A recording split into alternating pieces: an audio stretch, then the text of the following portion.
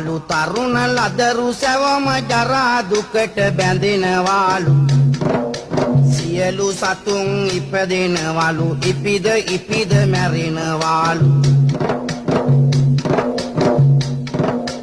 එදා මෙදා නියදහමයි අටලෝ දහමට හැරෙන්නේ සදා කල්ම පැවතෙන දේ ලෝකයේ කොයිබද තිබෙන්නේ වෙනසේනම් සියලු දේම ගෙවන කාලයද ගෙවා ඇති වෙනවා නැති වෙනවා ඉරහඳ ගස් ගල්ද පවා කදී රජ හිට යදියා රජකම ලබන්නේ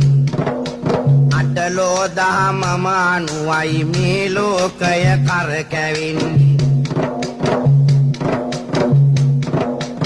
යසස අයස එක තැනමයි ලාභ අලාභද එහෙමයි